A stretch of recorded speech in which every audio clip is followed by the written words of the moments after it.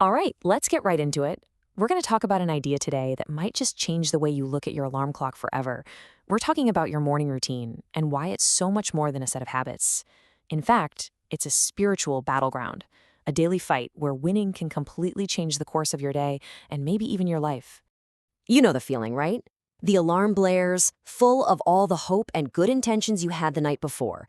You were going to get up, pray, exercise, crush it. But then you hit snooze, just once. Then, maybe again. And before you know it, you're rolling out of bed late, and you've already lost the very first battle of the day. You're starting on the defensive.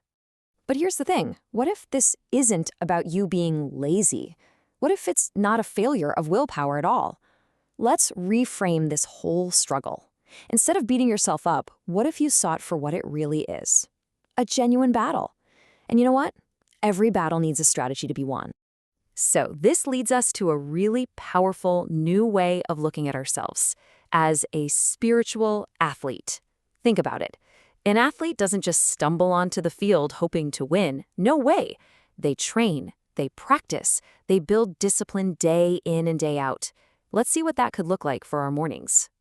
And this isn't some new age idea. It's anchored in some incredibly profound wisdom from the Apostle Paul.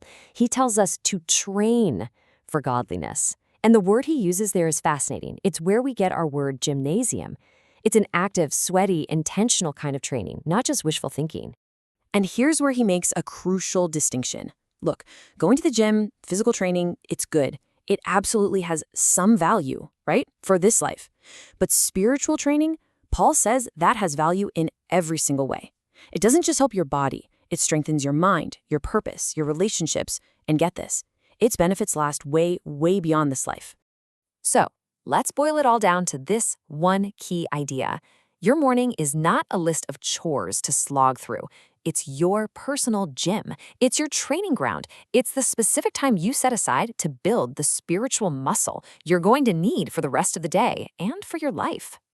Okay, so if we're spiritual athletes, what does the training session actually look like?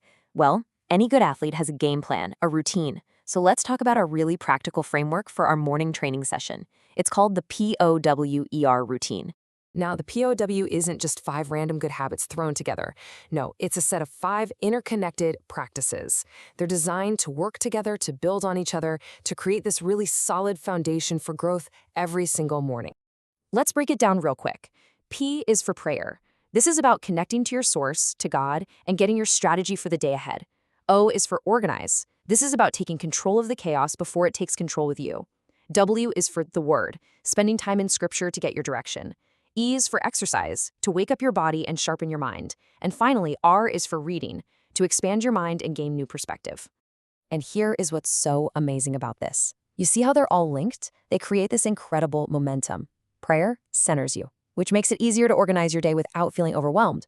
Organizing your tasks lowers your anxiety so you can actually focus on and absorb the word. The direction you get from scripture then gives real purpose to your exercise and your reading. You see, each step literally powers the next one. So, why are we doing all this? Is the point just to be more productive and check more boxes? Not even close. Let's talk about the real payoff here, the deep reason this training really, truly matters. I mean, having a better morning is a great side effect, don't get me wrong, but the goal here is so much bigger than just having a smooth start to your day. This is about transformation. It's about fundamentally shaping the person you're becoming, one morning at a time. And hey, remember that scripture we looked at? It wasn't just a command, it came with 2 massive promises. The value from this kind of training isn't just for someday in the future. It has an impact right here, right now, and for all of eternity. This is the ultimate why. This is the whole point. All that discipline, all that training in the quiet hours of the morning, it pays off in the life you are living right now, with more peace, more purpose, more strength. And it pays off in the life that is to come. It is an investment with an absolutely eternal return. So as we wrap up, the final question isn't really, are you a morning person or will you wake up early? The real question is this: when that alarm goes off tomorrow morning, what will you choose to train for?